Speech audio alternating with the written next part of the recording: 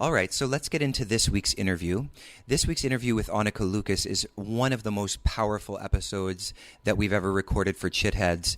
It's very challenging and heartbreaking in some parts because Anuka Lucas has an incredible story that started when she was sold into sex trafficking by her mother at the age of 6. She has witnessed profound trauma as a result of this experience and has just an incredibly inspiring story of healing to share with all of us that we all can learn from. We talk a lot about trauma, healing, emotion, affect, moving toward healing through feeling, getting to chit from shit. A lot of really great topics that I think a lot of listeners are going to really be inspired by. So I really hope you enjoy this episode. And please, if you do enjoy the episode, reach out. You can leave a comment in the comments section on the podcast page. So without any further ado, here's Anuka Lucas. Hello, everyone. Welcome back to Chitheads. My guest today is Anuka Lucas. Anuka Lucas founded Liberation Prison Yoga in 2014. Aside from her duties as executive director, Anuka trains new volunteer instructors on site. She also teaches regularly at several of the 8 facilities where LPY has weekly programs. She conducts trainings and workshops for yoga instructors, mental health professionals, and NYC DOC and DOP employees to bring yoga and mindfulness into work with traumatized populations. Anuka is regularly invited to speak at conferences and universities about the subject of trauma, incarceration, and sex trafficking. In 2013, Anuka started 2 groups at the women's jail at Rikers Island for survivors of sex trafficking. Anuka herself experienced and witnessed some of the worst atrocities known to humankind before she reached the age of 12. Her background, the obstacles she overcame, and the insight she received into the nature of the human psyche on her journey to health are an inspiration to students inside and outside of prisons and audiences around the world, and we're going to talk about some of that today. The continued healing she receives from her work reminds her that human connection is the agent for change in teacher and student, provider, and client. In 2008, Anuka created a 500-hour Yoga Alliance RYT program for a New York City-based yoga studio. From 2011 to 2014, Anuka was director of Prison Yoga Project New York. She graduated from the screenwriting program at AFI in 1993, published a novel in her home country, Belgium, and wrote many articles about yoga and trauma. She has been working on a book about her childhood, previewed in an article about her work in the prisons. So with that, Anuka, hello. Thank you so much for joining us. It's my pleasure. Sounds very nice when you read that bio. Oh, thank you. Yeah, it's a beautiful bio. It's a beautiful bio. I'm looking forward to talking about some of the things that come up actually in that bio. And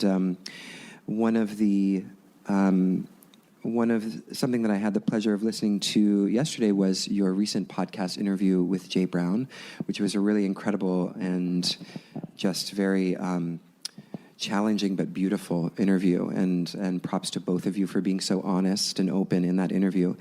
And I know you really went a lot into your history and specifically the history of abuse that has kind of informed your whole spiritual and life trajectory. And I know we had talked about not wanting to get too much into the details and definitely advising people if they want to learn more to go to Jay Brown's podcast and to listen to that.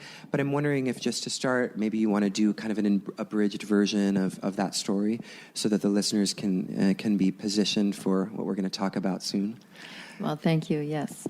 I was raised by a single mother who was mentally ill and exposed me to abuse very early on, and then sold me into what was a network of pedophiles who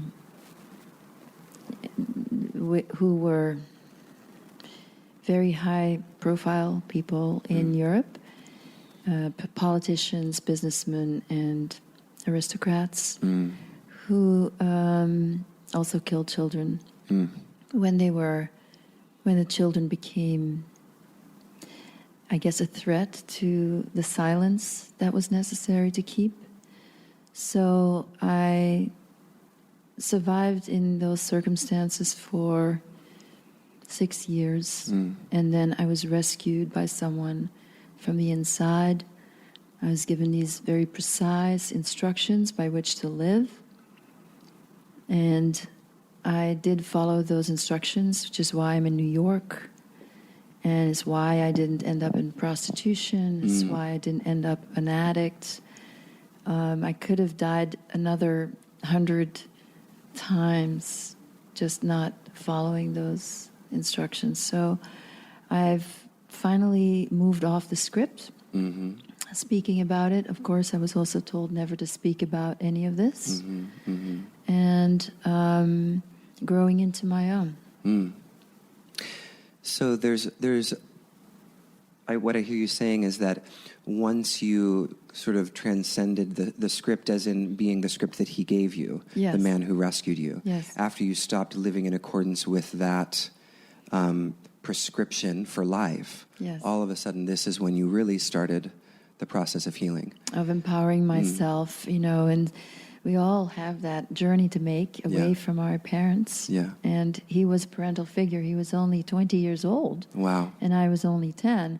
But because of his positioning and because of what he meant to me, he became a very important, and he was at the time the only parental figure Right. that I was attached to. Right. So the love that I felt for this person and the love he felt for me, and the tragic love that was pedophilistic, and it was mixed with all the abuse that his parents had administered to him, and he basically repeated in all of it, and then I think repeated it for the rest of his life. Really? Yeah. So did you ever see him after No. you left? Never. No. And as far as you know, he's not alive. I know he's not alive because he became Belgian public enemy number 1 Oh, wow. sometime later, and was killed basically, to go straight into it, he made he negotiated for my life with the unofficial boss of that network, who was a cabinet minister in Belgium, and died basically getting caught at doing something for that politician 15 years later, that, still in Belgium, the two are still not associated as having been in on this together. Wow. Because, of course, they wouldn't have been connected. A gangster connected to a politician, Well, I mean, we all Does it have. happen? It doesn't happen, or you don't hope, or you don't think it would happen. I mean, political corruption is something that it can be easy to get conspiracy theoretical about. Yeah. But I mean, your story is really a testament to the fact that this kind of corruption is not alien to Western governments. The conspiracy theories, I know that people like conspiracy theories, but I found them, certainly when it comes to the scandals in Belgium, they're all true. My story connects to almost all of the scandals that are unsolved, in Belgium. And here too, in the United States, I mean, I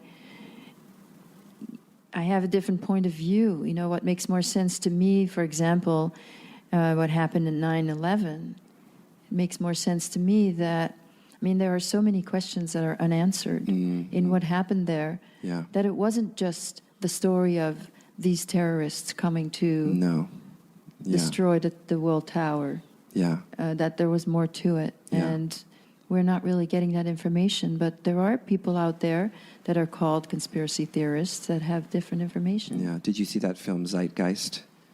I'm not sure. It's a movie about basically about 9/11, and it starts out with this sort of like religious, the archetypes of religious metaphor, and then it moves into kind of this conspiracy theory about 9/11. But anyway, what you say reminds me of that, so I thought maybe you had seen it. I saw a documentary that was basically about architects and engineers who were all being interviewed and all said the same thing. Really? That it's just not possible. Right.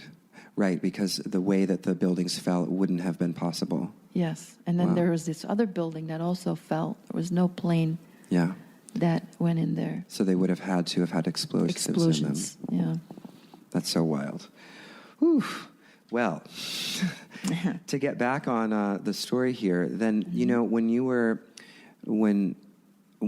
discussing in the interview with Jay Brown the specific event where you were in a room and you were there for many hours and men would come in and out, you described the men not in a way that was, you know, vilifying, as anyone who's gone through something that like you has every right to do, to vilify as a way of, you know, or at least as part of the trajectory of healing, of, you know, distancing.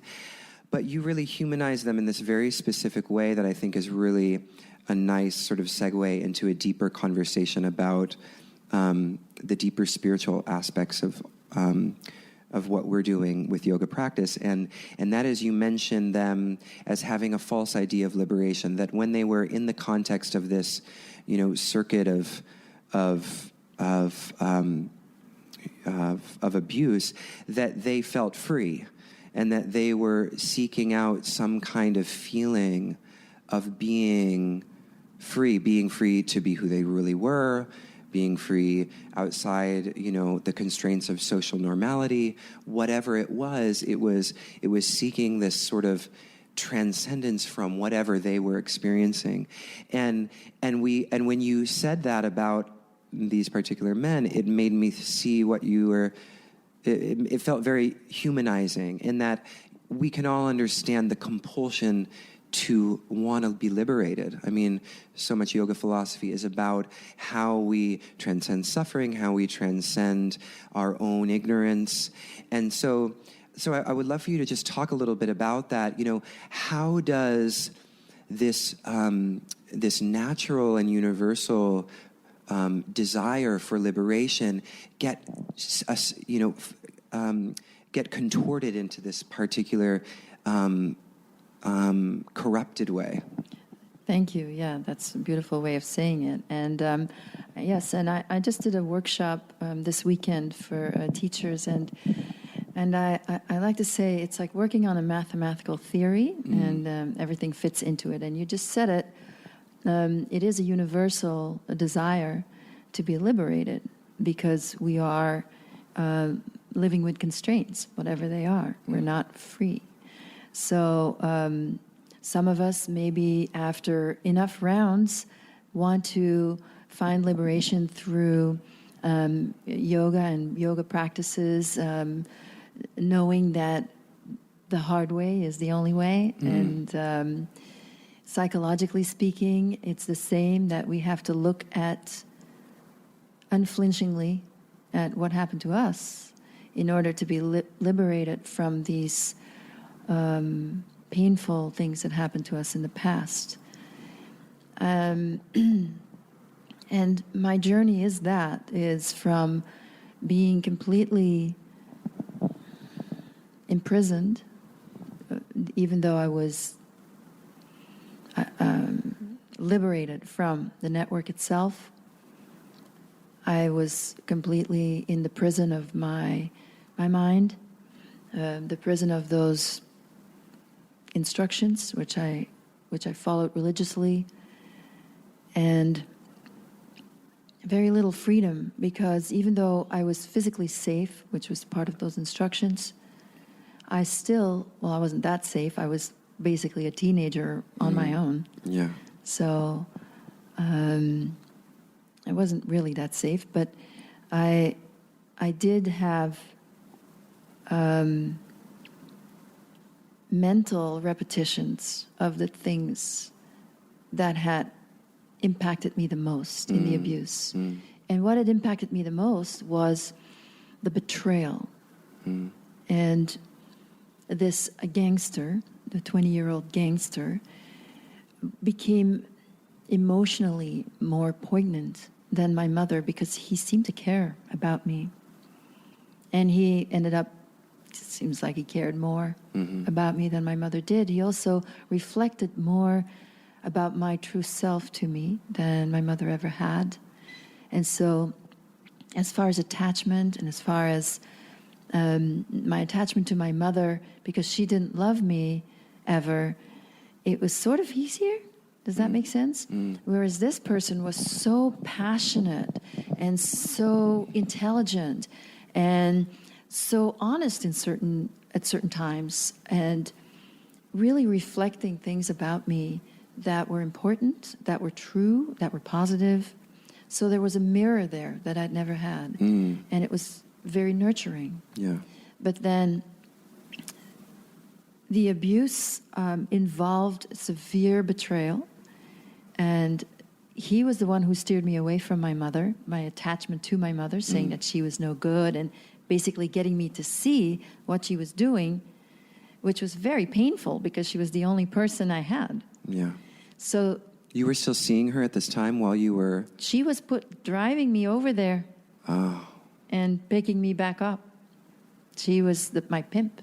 Oh my gosh. So I was very much attached to the hip. I was going to school during this time. She would switch and take me, we'd be just in the house and there'd be a sign, eye contact or something. I knew that I had to get ready. And then I had to get myself dressed and ready, and usually with some tension. She would be tense. And did you ever tell her you didn't want to go? I did. I did tell her once that I wasn't going, and I just stayed put, and she dragged me by my hair. So her destructive power in terms of the self-hatred that was projected onto me, her daughter, as an extension of herself, was the most powerful thing that drove her. That she even went behind the backs of the bosses in the network, that she was always placating the men. She even went behind their backs to try to destroy me. That was really her most powerful drive. That woman's sickness as women being slaves in society, that she had that slave mentality very strongly. And unfortunately, that becomes envy for women, So a woman is envious of a woman who seems more empowered. And that comes from a place of disempowerment. Yes.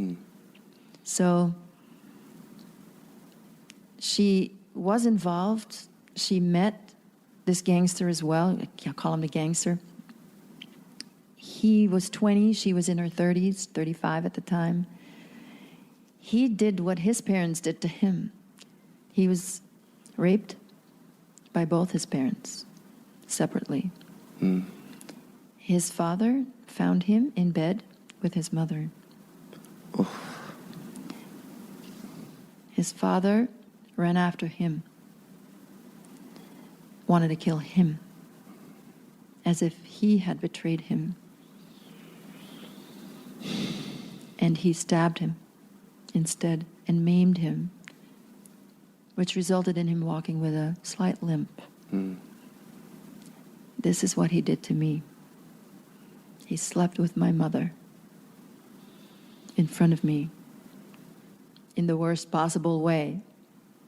After I had been completely drawn in, and after I had been completely opened, and after he had protected me for a long time, not touched me for a long time, and then the sexualization of it, and then his need for me to completely give myself so that it was a soul issue. It wasn't just me doing my job. So repeated that betrayal. Now, that was something that I remember you brought up in the interviews, that you said he wanted your soul. Yeah. Now, is that really like the crux of why the abuse was so much deeper with regards to him? Because he didn't just want he wasn't just there taking your body, he was actually taking something much deeper from you. Yeah. Yeah. I had nothing left. So I was completely attached, completely dependent for that time, for that year. So my individualism, which is the thing that had drawn him to me to begin with, was gone. I became his slave. And so he repeated everything. He repeated not only that betrayal of sleeping with my mother in front of me, but he also repeated the stabbing. And, I was stabbed in the same place that his father had stabbed him. So I work with that in yoga, but I didn't limp. That was the difference. Wait, he stabbed you in the same place? Yeah. Wow. Yeah, he repeated everything. And finally, when I was going to be killed, I defied him again. Then it was beyond. No, I had nothing to expect from him anymore. The dependence was gone. And I defied him so strongly, that's what made him change his mind. And was this before or after he started to plot your escape, so to speak, or help you to escape? Well, I briefly mentioned this in the interview with Jay, that I defied him the moment I was going to be tortured, to be killed, and that I was being tortured, and I didn't know that he was negotiating for my life with this politician at this time. And then he went to work for this politician in return.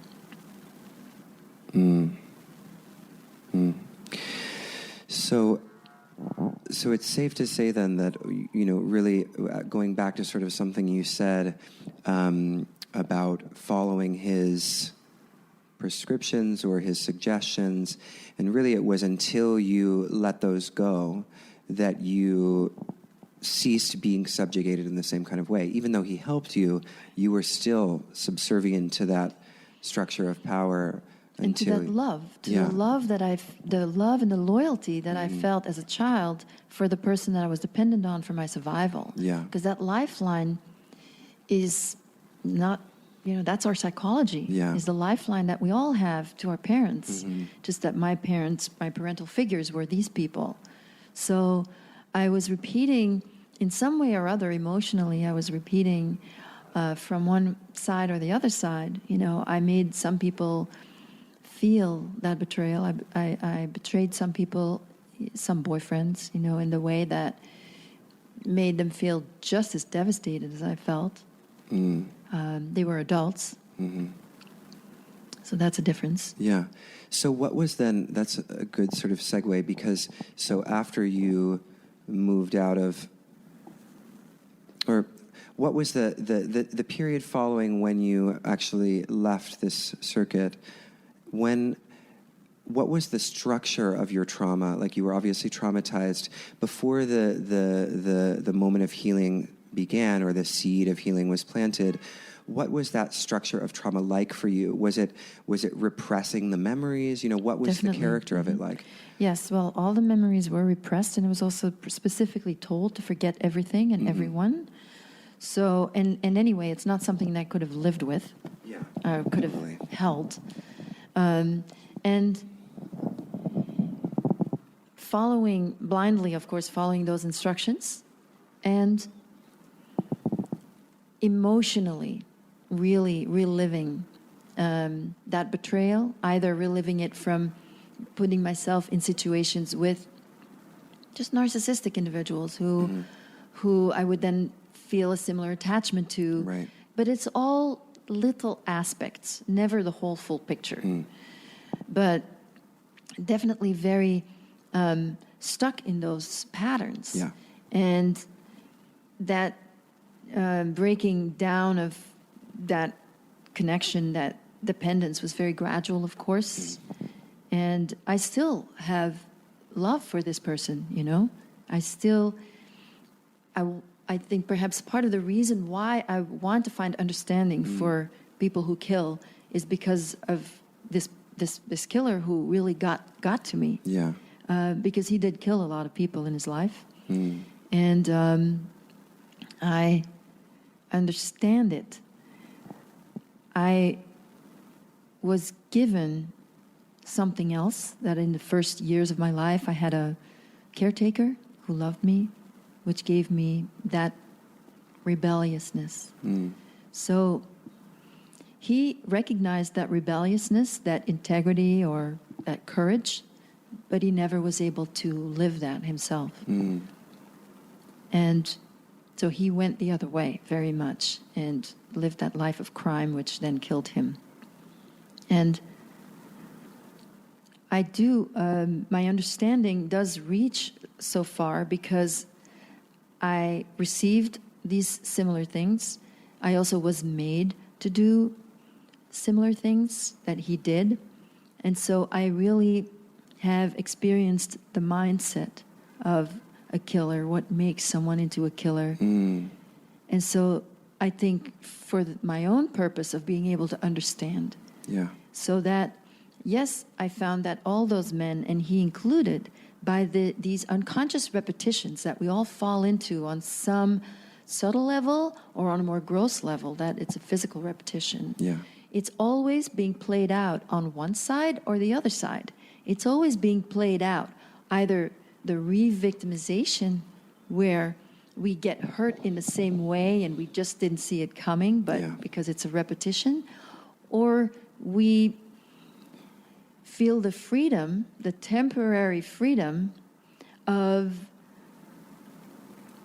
the person on the other side, replaying the rejection, replaying whatever it is, the things that hurt us when we were small. We get to be on the other side of that coin when I was hurting and betraying those men when I was in my early 20s.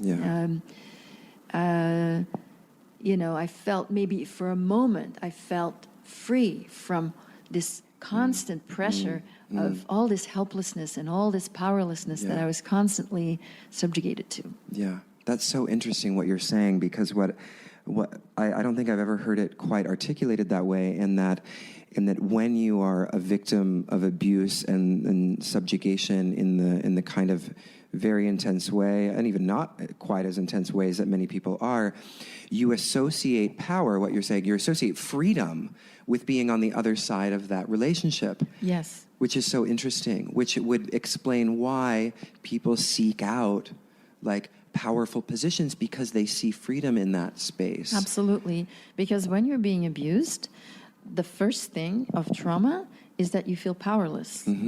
That you are helpless, powerless over what is happening to you. That is why it's overwhelming, because you can't do anything about it. And so this feeling is extremely uncomfortable. Aside from whatever else may happen, with the physical abuse, the beatings and the rapes, I always felt that was not the most important thing, even though I was definitely affected by it. But it wasn't the most important thing I was affected by. What most affected me was what was being transferred psychically, carrying this person's weight around in this moment and feeling like I'm a whore, or feeling that I'm just dirty and worthless piece of shit. That was what was really hard. That's what they wanted me to feel, because that's what this person couldn't hold inside himself. Sort of this transfer of shame that doesn't really belong with anyone. But that I then got to feel and live most of my life with this tremendous guilt complex. Not just by having carried these various shameful things around for other people, but also because of what I was made to do, with the harmful things I was made to do, which were perhaps more effective in really getting me to feel that I'm bad, I am evil, I am guilty, I am just like them.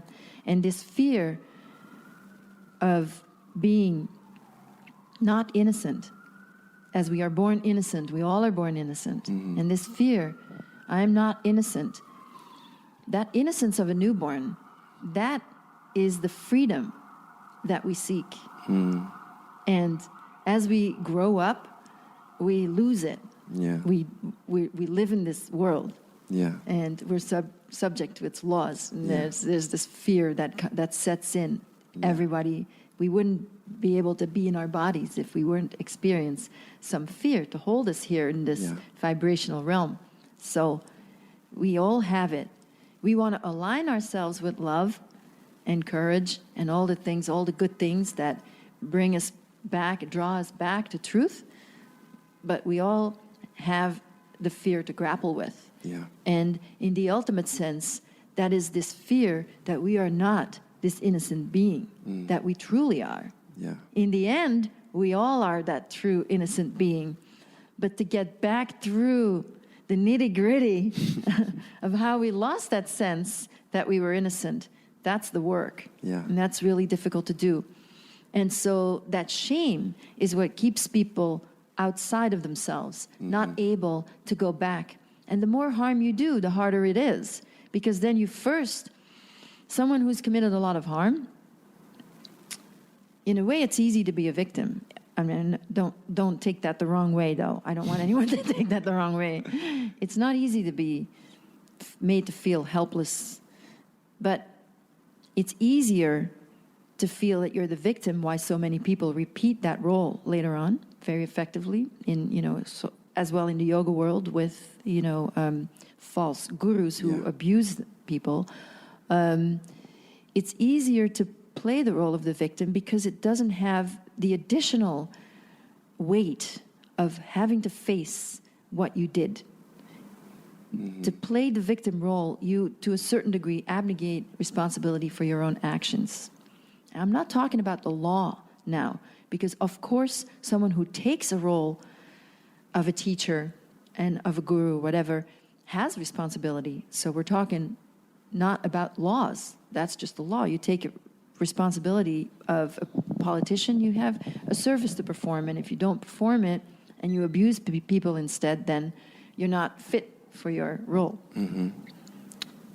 But meanwhile, on the other side of the coin of that power dynamic, people who don't want to take full responsibility for their actions, people who have never really explored their dark side, will stay in the victim role more easily, because it is easier when you've done a lot of harm to look at what you've done and to feel the pain of what you've done, to feel the guilt.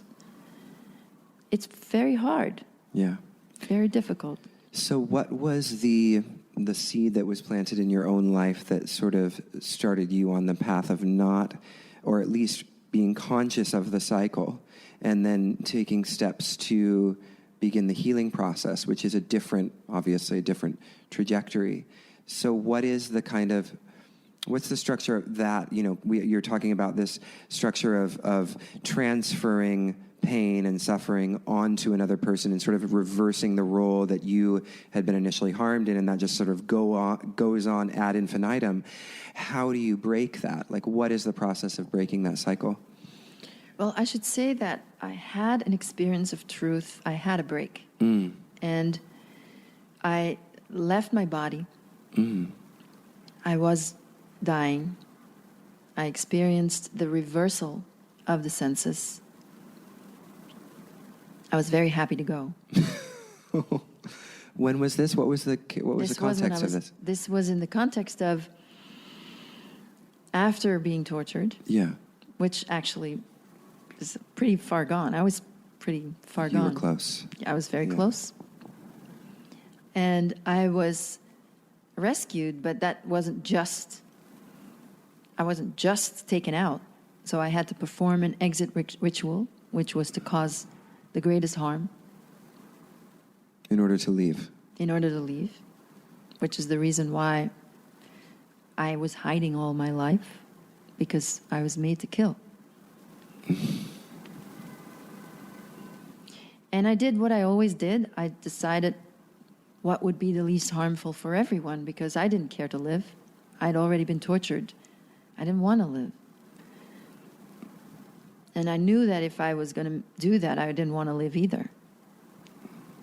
But I knew that if I wasn't going to do it, if I was going to say I'm not doing that, that not only would that child have been killed by them, but she would have probably been killed in a way that would have been more gruesome to show me what I should have done, or because it was always about choosing the right, these sadistic games. I had to just choose the right choice, what they wanted. So I knew that I chose what was in that situation the most humane choice, and also that I had to do it. So I had to put myself in that mindset and experience a release, an incredible high in that moment as well, which was why it was so hard to live with also. And then I was ready to go. And I had been tortured that night. I was not really completely alive. I was blue. And I had, when I was on my way out, this light. I'd seen this light in front of my eyes a lot, which was consciousness itself, very sweet. I always came as a blessing, had made me feel aware of things and had made me feel okay, benign, loving presence. Had made me feel things, understand things before in other situations that I'd been in. And so I was just waiting, because there was this consciousness of this, what was this light? Yeah. Consciousness itself. Did you feel that you were that light? No, I didn't. I felt it was an other presence, a loving, benign presence. I didn't feel it was me. And I was made aware of what was going on around me, though, and then this light came over me, and I did go to the other side and experienced in that moment, timeless, and then I really didn't want to come back. Why would you? Wow. So it was a sense of timelessness. So it was, it was timelessness. It was information. I saw who was my teacher, that I couldn't tell was a man or a woman, but just this incredible beauty and these worlds upon worlds, and the eyes, the wisdom of the knowledge of everything in the eyes, in just a flicker of the eyes, and then the sense of humor. That's good to know. It must be funny to be able to see us and know everything. Yeah. So I was met with a sense of humor, and in fact some irony, which is my own sense of humor. And I think those things that I'm most drawn to in the world reflected for me to be drawn to this. But mostly I felt tremendous love like I've never felt before. Unconditional love. There were other beings there that were higher beings, that were all had these refined features of people, of maybe not people anymore, just graduated from this plane.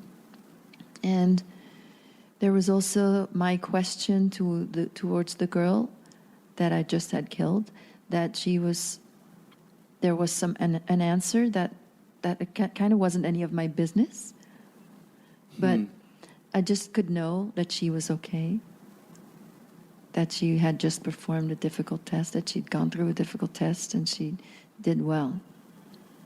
And I got a lot of...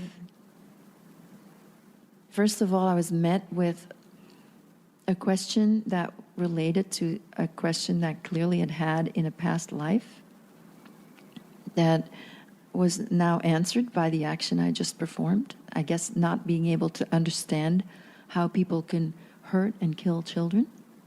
And what I was meant to learn for myself, and maybe relating to my role somewhat, but mostly whatever it was that I was going to need, so that I could strive to find this bliss, this freedom of feeling this love, rather than through drugs that I'd gotten before, or through the ecstasy in sex, which I'd also experienced, or through killing, which I'd experienced. Because that was the best I'd felt in those three ways of escaping this constant reminders of being powerless through all the abuse I'd experienced. Because it's that, it's all people, you feel powerless, and the frustration that builds up with that, the outlet that was given in having me kill someone is given a destructive channel for all these feelings of anger. And so I was given this as a taste, like something to strive for. And I could also perhaps say that that experience was a lot more real than this. Yeah. And I knew it. And I guess I still kind of know it, but I don't really feel it so much anymore. Yeah. But it was clear that reality lies there, not here. And we were looking at my soul in this body, in this lifetime, and so forth, but not the real thing. Not the end, not only relatively true. Yeah. And important for us, especially, as we're in it, to follow the laws.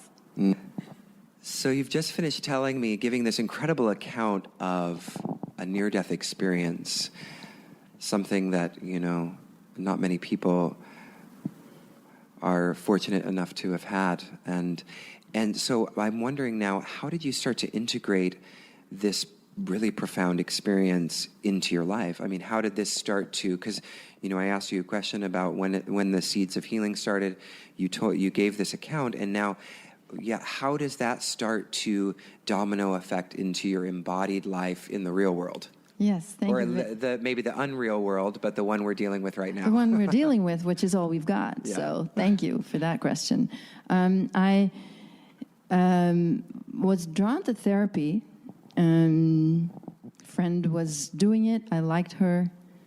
She told me of this therapist. And after just a few weeks, that therapist challenged me on something, on my perception. And it was pretty brutal. And I was crying. But as I was crying, I thought, wow, there's something real here. And I did go, until then, I was 25 or something, I never really felt anything to be real because I didn't feel anything. I wasn't in touch with anything that had really happened. Right. Sometimes there were these glimmers of maybe fear or something, but in those unconscious repetitions on either side, there was maybe emotion, but I didn't feel any truth. And so in this moment, when I suddenly was thrown into this grief, I felt, wow, this is truth. This is my first experience of truth. I felt it. Wow. So it led me, deeper into the therapy, deeper into the past. And so this journey of going into the past with the help, of course, of yoga and meditation, which I all consider one part of yoga, including the therapy. Therapy, yeah. Are all the yogic path of gaining awareness of the self. And I felt that this is really work of the shitheads, That's really what it is developing from Sat Chit Ananda is to really develop the feeling side and consciousness being directly related to feeling. Yeah. Because as I became more able to feel into the past, that's to say, to feel the pain of what happened, which I wasn't afforded. When I was young, I was never safe. So very gradually being able to make myself emotionally more safe, and very gradually being able to feel the depth of the pain of what the betrayals and what had been done to me, that allowed me to know myself better and better and better, and to feel that I can be myself. All of this was happening while I was still living under this cloak of this guilt complex of having committed that murder, which made me feel that I should hide. So I was doing all this healing work and I was hiding out. And I had to anyway, because I really wasn't mentally aware or mentally healthy enough to assert myself in life, to do anything much, to go and get a job and hold on to it, or to really apply myself. I couldn't really do any of these things because... Were you sabotaging the jobs? Oh, yeah. Acting out, or? Something of the trauma would pop in at some point. And I did learn that I'm very good at starting things. So when I finally got like one of those little jobs that I was doing, when I finally got a job that was to start something because there was no job in place, I realized I'm not bored and I can do it. But the other jobs were so boring. And then I was also not able to do the boring job because I don't mind a boring job today. And sometimes I'd love to have a boring job. But I wasn't able to apply myself because I was either too good for it or I was not good enough for it. I didn't have any sense of grounded. I wasn't grounded enough to do anything. Yeah. But that's the work. Really allowing feeling to... So that whatever I say, it's all been experienced. You know, I do love philosophy because I feel that I live it.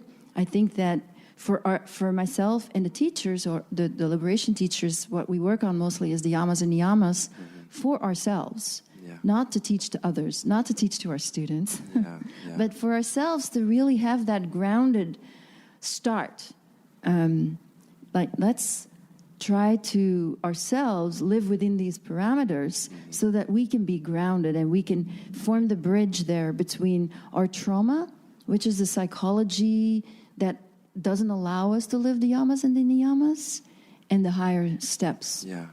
I really like what you said a moment ago about, to get to chit, Yes. you have to go through the shit. And it made me sort of think about, which is something that I think that we're kind of segueing into, is, because chit is translated as consciousness or awareness. And I so agree with you. I think that there is a lot of people who go into spiritual practices often go into spiritual practices as a replacement for therapy. And as a result, they cling to and attach themselves to often regimes of thought that are very escapist. I mean, it's like, it's offering you a road out rather than a road in to your feeling and your emotion. And I'm wondering, and it's sort of something I haven't, or this is making me think about it in a particular way, is that I'm wondering if the translation of consciousness, we're talking about consciousness being very intimate with the experience of feeling and moving into the feelings and through the trauma. But I'm wondering if, because consciousness is translated, this word consciousness in the West has generally been associated with some kind of thing of the head, that we've misunderstood it in a certain kind of way. Absolutely. And the translation that I have of the Sankhya system actually translates it as feeling and consciousness, both. And I think that's accurate. And yes, we don't understand consciousness to have anything to do with feeling, because we're talking about Purusha? Purusha is feeling and consciousness. No, shit, particularly in Purusha. I see. As feeling and consciousness, both. In one of the very first sutras of that text. But we are so attached to reason. Yeah. And, science is really God, isn't it? Oh, yeah. So scientism is the new religion. Scientism, I like that. Yeah. Scientism. Yeah, that's what they call, scientism is like the word for the people who believe that science as a practice has somehow got a grasp on absolute truth. That's like scientism as an ideology, they call it. Yeah. But isn't it true that scientists can only discover what's already been in place from the beginning of time? Yeah, and they're all, and I mean, and any, scientists do work on a narrow, with a narrowly prescribed set of phenomena, and then scientists then will extrapolate and philosophize on those experiments. But that's just a narrow understanding of reality, and it doesn't, it's a longer question. There's a whole episode we could do on this, but science should be a great place to start doing the practice of yoga as a science that's applied to the self. Sure. And that we can just use ourselves as a guinea pig, and we can, practice those techniques and see where they lead us, what they do for us. Yeah, it should all be it should be experiments. It's like even with, with a meditation practice, it's like people don't want to do it, or they think they should have, an immediate result. And it's like, no, you have to sort of, you experiment with this for a while, and then, you go back after a number of experiments and you look at the things that you've come up with and see if it has been beneficial to you. Yes, and it's like the work we do, for example, has very great impact, and I know that. But we have to measure it because we need funds. Yeah. And so to measure it immediately takes away from the experience for our students, teachers and students. But because now we have to come in and we have to be a little bit more invasive. Yeah. And we ask them things.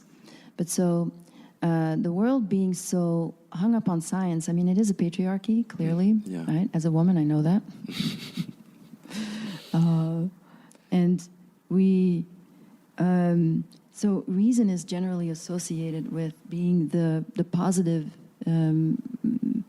major quality of man. Oh, yeah, right? for sure.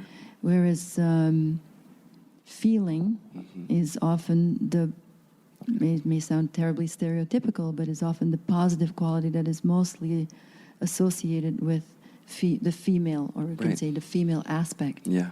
So this cold reason, like reason without feeling, is cruelty. And I experienced a lot of that. And then feeling without reason is insanity. And I experienced some of that too. Yeah. But that there would be in our world, what I share today, I'm not afraid to be thought of as crazy, but I shared something that's not measurable. Yeah. It's not of this world. And of course, a lot of people have experiences that are not measurable, and they know it's true. And, there's always someone that can come along and negate that. And this preponderance of reason in our society makes it the whole world so imbalanced and so cruel, perhaps, because there's no focus on feeling as consciousness and on understanding emotion, understanding our feelings.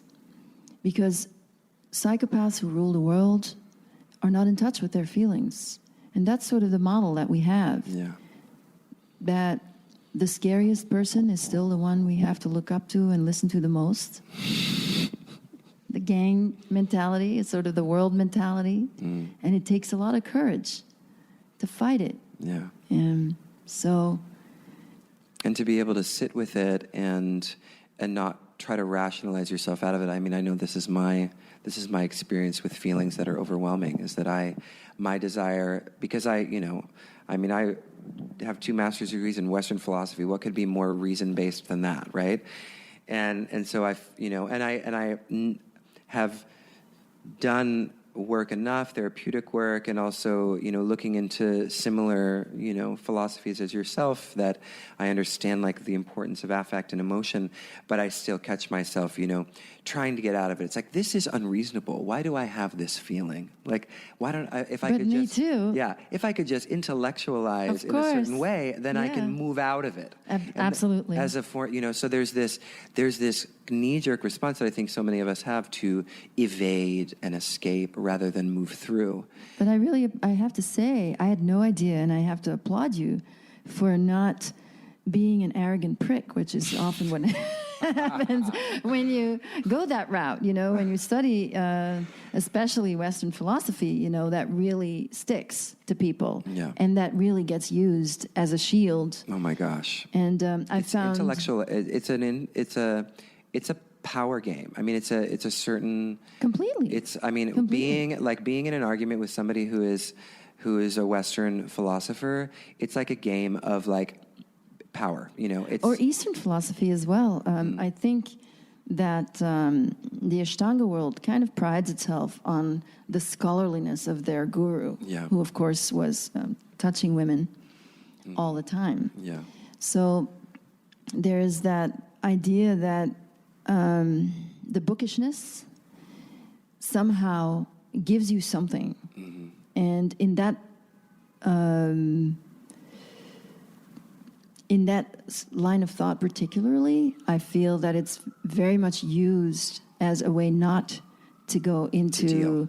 Yes. Oh, totally. Not to deal. Well, I mean, I realized, you know, for me, you know, just to go into it for a second, since it's, I guess, a little relevant, is that, you know, I realized eventually that I was looking for a spiritual solution, but I was looking for it in the most abstract ideas possible, which was me really trying to get out of my body, you know, was trying to, because I was, you know, there were certain experiences that I had, and one could call them traumatic, I suppose, even though that sometimes feels extreme to me, but definitely experiences in my life that I was looking not to work through, rather, and find ways of getting above them in a certain kind of way. So, and Eastern philosophies, even though they can definitely be bookish just as much, and, you know, maybe this website as well can be a little bookish at times. but I think that what it offers is that it does offer roads to embodiment. You know, that's why it's called embodied philosophy, roads to embodiment that are not available in the Western canon in the same kind of way. Well, with you know, we're not really a society that values pain. So the first sign of pain, I think it's natural to just not want to feel it. Yeah. Then that there would be so many places to go to and so much encouragement from the outside not to feel it is just too bad. Because if there were more awareness, I think that, and if we could get to a place where we can change things enough so that we can at least understand that we can be safe within that. See, I think a lot of us are too afraid to go into it because there's really no safe place to go because of this structure that is really top down. Yeah. Psychopath on the top and then everybody else in the middle. And then, you know, the prisoners maybe on the bottom rung. But to create a more compassionate setting where it's safe to not only experience pain, but to experience other things as well. Yeah. To go into the feeling and explore it. That it doesn't have to necessarily happen in a therapist's office.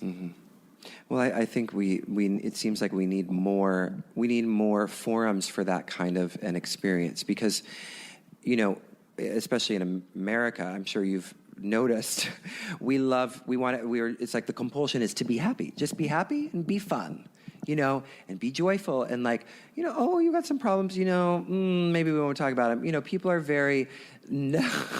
not made comfortable by other people's problems, you know? And so there is this kind of like, there is a socialization to not sit with the stuff, sit with the shit, because you're told to be happy all the time. And if you're not happy, then there must be a problem, you know? And so people think, oh, well, if I'm unhappy, then I have a problem. And people either go one of two routes, it seems to me, I'm sure there are many more. They either, you know, run away from it in some kind of an escapist way, whether it be by hyperactivity or drugs or alcohol, or they attach to it. You know, it's like, this is my depressed identity. I am a depressed person, rather than seeing a road to healing through it. Exactly, because who is depressed when they're born? I mean, this state, and usually when you take away the addictions or the substances, there's depression. And it is not a state of awareness, it's a state of pain, but maybe disconnected from the original cause of the pain. So it's important to understand that the depression is not something you were born with. And again, in this world where we want to just make everything science, it's very easy to trace any kind of mental illness back to hereditary causes or something other than perhaps that there was trauma. Mm-hmm. And usually, though, I found in working with a lot of traumatized people that I have this sense because of my journey out from the beginning in all those years that I had the privilege to really delve into the pain and delve into go back to the cause, and then see when I got to the cause, have this expansion happen and understand that this particular thing that happens and that traumatized me in this particular way, that formula works for everyone.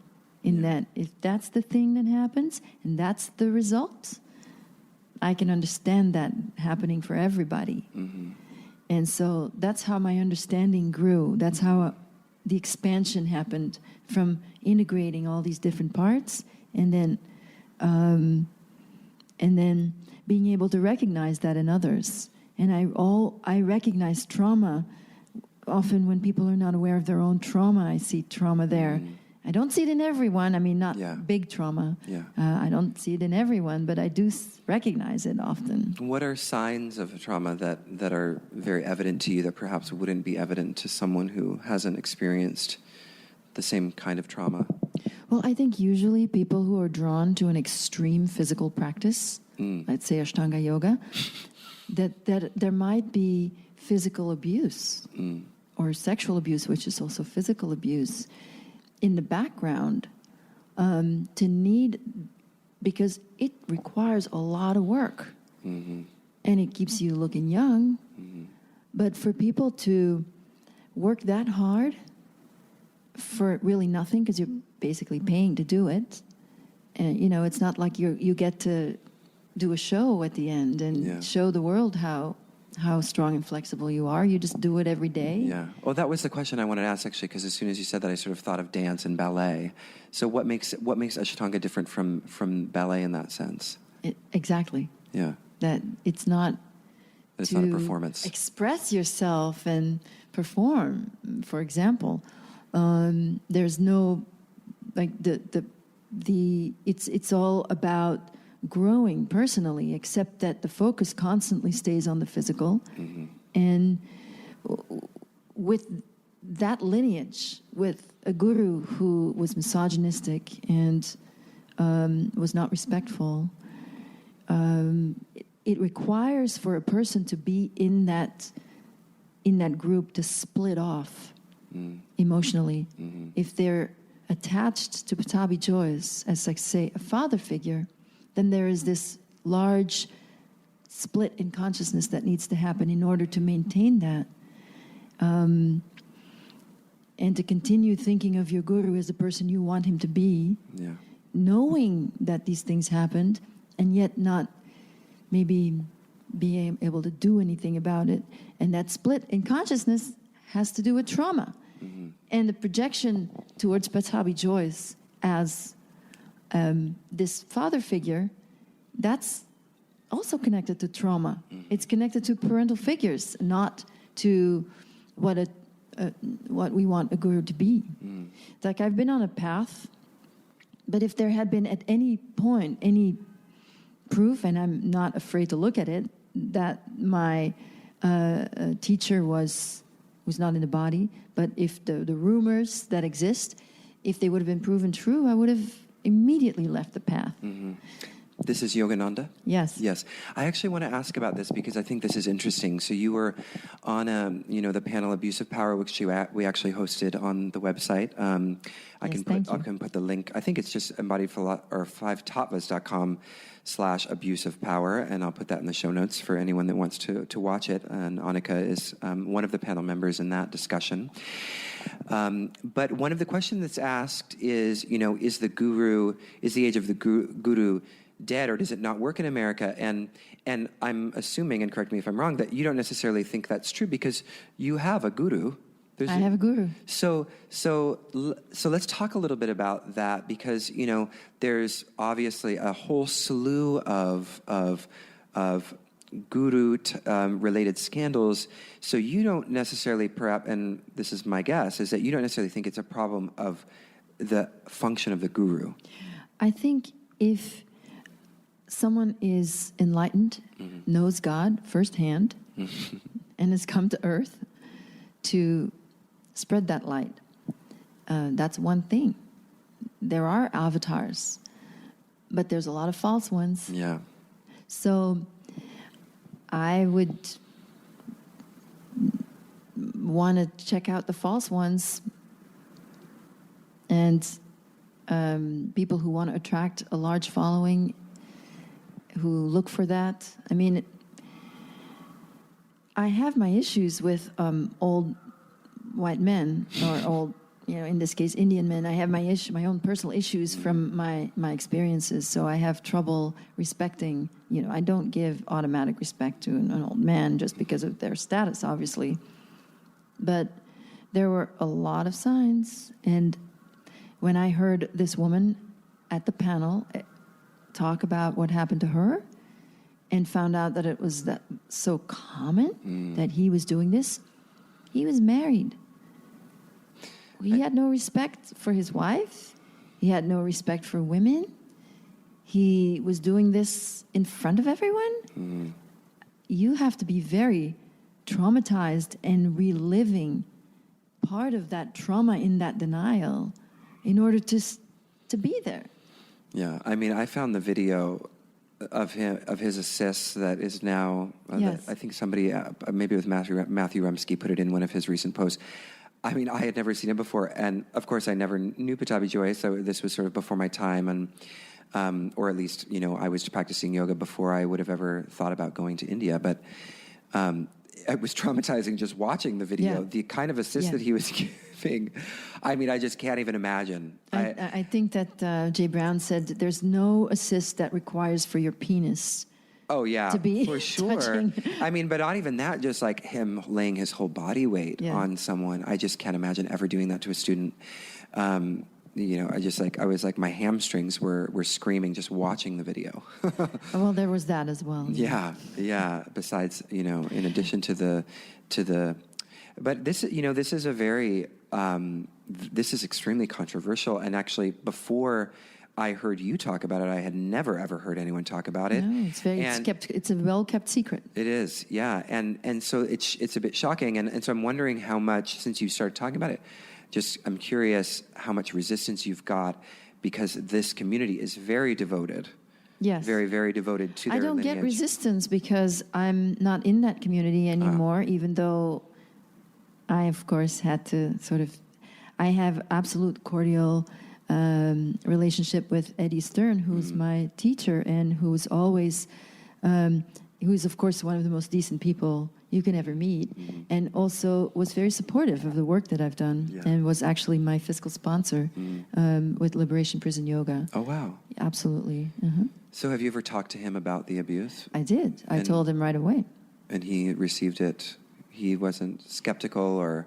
Well, there's that split. He heard it. He heard me. He respected me. And then the next step is not taken. Right. He heard it, and he apologized for his guru. I'm sorry you experienced that. Yes. But then the accountability step, keeping someone accountable, and that's what didn't happen. Right. And, everyone, I also understand that Eddie really loves Patabi Joyce and obviously had a very different relationship with him. Right, because he's a man. Because he is a man. So he was privileged to receive different treatment. But, and I interviewed Eddie when I first started in 1997, and I asked him the question, do you think that your guru, Patabi Joyce, is enlightened? And he answered it honestly. So it's a personal relationship, and I do respect Eddie tremendously. Yeah. And I also am not going to be quiet about Patabi Joyce because that's not what loyalty means. Right. I feel absolutely grateful for everything that Eddie has put in my way, and not without challenges, but very true and good-hearted and generous. Yeah. So, with speaking about Pattabhi Jois, is it to give voice, to start to forge a space for those who have experienced abuse from him to come forward and to come together and to engage in the healing process? Is that the intention behind speaking about him specifically? Well, it happened to me. Yeah.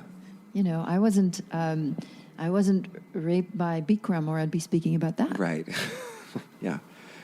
I was touched inappropriately by Pattabhi Jois, and Yeah. it was a very upsetting experience. And, you know, I was lucky enough to be far enough along in my own healing process that I was able to do something Yeah. to help myself and to know that my anger was not.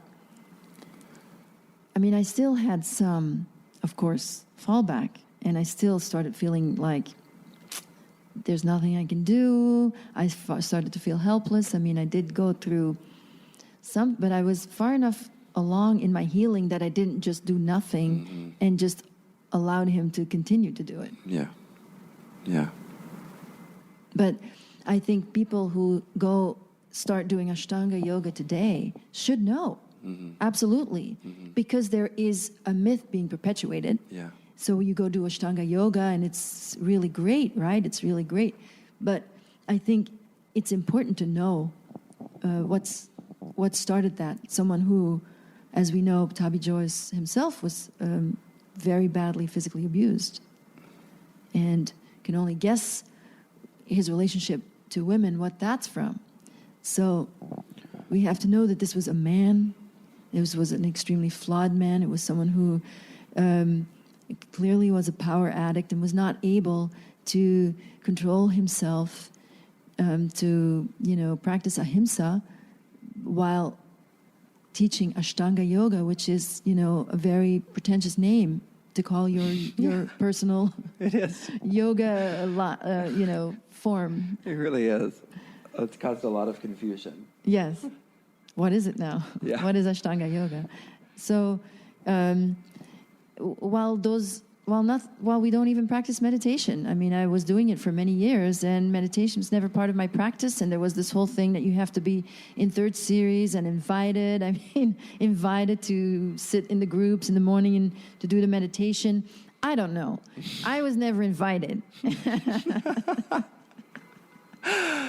But I mean, it's so interesting. I mean, in the Ashtanga Yoga system, I mean, even looking at the Yoga Sutras, it's very obvious that this is a meditational system, and asana is not at all the focus or the most important aspect of the path. So you're right. It's a very pretentious decision to name what is at heart a physical practice. I mean, they would argue not. Of course. But yeah, it's interesting. They would argue not, but when you're in the room, anybody when I was practicing, and I'm just speaking from my experience, what I observed was when someone who had an advanced practice, that person did get a lot of attention, and people would stop and stop their own practice to watch somebody get in a very difficult pose. And there was the fact that you have to wait to get the next pose until your teacher tells you're ready, rather than you decide what you want to do, which is not empowering. So again, there were a lot of things in the system that tells me that it is a physical practice, that the focus is ultimately on physical poses and perhaps on philosophy as well, but not on really dealing with what may be coming up during because of the power, the legacy of misogyny, but also a legacy of power, which makes it, you have to do certain things, you have to maybe suffer humiliation, but then you get to be in power and you get to be on the other side of that coin, and you get to maybe humiliate your students or whatever it is. But I've seen a lot of Ashtanga teachers just go kind of flip that coin and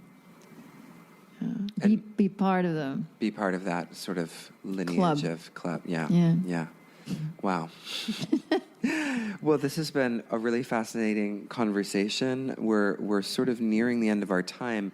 But I guess I wanted to just ask you, because I wanted to talk about this a little earlier, but I would love to sort of hear, what aspect of yoga philosophy, we talked a little bit about ahimsa, obviously, but what aspect of yoga philosophy has really been illuminating for you on your own path and like really sort of informed this healing process? Well, as I said, I'm in Self-Realization Fellowship, which is the organization that is that Yogananda founded in the early last century, and so I've been following that, and it's for how long now? Since '93. Wow. Same time I started physical yoga practice as well, which was always separated. I was doing so SRF comes with lessons, and it's always in very simple language, so it's practical. However, I feel that I can open any book that was written by Yogananda or transcribed speeches that he gave, and I feel that I am in the presence of truth. It's very powerful. It's very, very vibrant. He has a commentary on the Bhagavad Gita, for example, that has been just extremely enlightening. But I can just take a small portion and I can really delve into it. Yeah. I think the best way to study it is just to like hold the thought. In your meditation. Yeah, something very, just like a sutra or a line. Yeah. And without his commentary, I wouldn't really, I remember being young and wanting someone, because I grew up in a Catholic country. And so I remember wanting someone to explain it, because I realized that the priests were just not making any sense to me. And I thought there must be something to the Bible, but I don't really get it at all, and I don't really know anyone who does. So I found that in Yogananda's words. I found he also has an expose on the New Testament, or on the Revelations. Oh, wow. The Second Coming of Christ, Huh. it's called. Here's a commentary on the Revelations, like the last book of the Bible. Yeah. Wow, that must be really It's interesting. the New Testament. It's the whole New Testament, but the Revelations particularly are mind-blowing. Wow. Really are you allowed to mind-blowing. send that my way, or do I have to sign up for the self-realization? No, that's available, absolutely. Really? Yeah. Oh my gosh, and there's I would love to read that. there's a small book, like I think it's the Yoga of Christ is the small version, and then there's like the 2-volume version. Wow. I'll send you whatever you want. Amazing. Yeah, send it my way. So, Okay, so we're going to squeeze in a short bit about, this was recorded after our initial interview, but we wanted to start up the recording again and just talk about duality and non-duality. So what are the stakes here in this distinction for you? So very simply put, we live in a realm, this earth is in a realm that is in time and space, and that is held together by opposing vibrational forces. So we are necessarily part of the laws of duality. We can't escape them. Every law that is uncovered is essentially a law of duality. So without either one, without love or fear, we wouldn't really be able to maintain our body or anything physical. So we're here, we're subjected to these laws, and trying to get out of it to the non-dualism, which I had this little glimpse when I was being transported to the other side, where there was no duality and there was no time or space, which is where we go at death. It's basically all we want to do is we want to just really, as we're born, so shall we die. That's really it. That's duality. Everything has its opposite, and there's no experience in life that doesn't have its opposite. So we want to acknowledge it, and then from here we can go to try to get out, which is, not an easy task. Yeah. But do you believe it? Do you think that it's possible to experience the kind of timelessness that you experienced in a near-death experience while living? absolutely. Isn't that the whole point Yeah. of dying while we are conscious? Yeah. To consciously leave the body, Yeah. to bring our consciousness to the door of that the light may be that door. That light supposedly, now this is like, repeat, but supposedly is the reflection of the door, supposedly is at the medulla oblongata. Yeah. And so that light in the third eye is the reflection, supposedly, of that door. And so we see that light when we die, or sometimes you just see it in meditation. You can just lift your gaze and you can sometimes see it. Wow. You've experienced seeing that door in your meditation? Not in my meditations necessarily, but I do see a light a lot. And it always comes as a blessing. And I haven't been able to bring myself through it. Well, take me with you when you do. That would be my ardent desire. Is Or when to after bring, you go through, come back and take us with you. to bring others along. But I need my grace. Yeah. It's not up to me. Right. And that's the thing that we, ultimately, we want to do all the work that we can do on our end. And then ultimately, we It's have a matter to of leave grace. it. We still have to surrender. Yeah. That's beautiful. Wow, Anuka, this has been really quite an incredible conversation. Thank you so much for sharing your time. I'll have to have you come back again so we can talk about Liberation Prison Yoga, which I Oh, we wanted to didn't talk talk more about that. about. But I'm going to let you mention now that this is your project. So that, go ahead and mention that, and anything else you're doing, and websites that you want to send people to, projects you're working on. Sure. So, yes, I did start this organization, as you said, Liberation Prison Yoga. And we bring trauma-informed yoga into the prisons by connecting and creating a sense of safety for our students through meditation, first and foremost, and trying to allow yoga to be the incredibly healing practice that it really is, to as much as possible. And I also train our teachers, which was also, you said in the opening, and our website is just simply liberationprisonyoga.com. Awesome. Amazing. Thank you so much, Anuka. It's my pleasure. Yeah. It's really nice talking to you. It's really nice talking to you, too. It's been such a pleasure, Anuka. We'll speak to you soon. Thank you. Wow. Well, I hope you enjoyed that incredible interview with Anneke Lucas. If you'd like to learn more about Anuka, you can check out Liberation Prison Yoga, liberationprisonyoga.com. And then if you're interested in watching the Abuse of Power panel that Anuka was a part of, Embodied Philosophy did record that panel, and it's available on our website at 5tattvas.com/abuse of power. That's abuse-of-power. FIVETATTVAS.com/abuse-of-power. Until next time, friends. Bye-bye.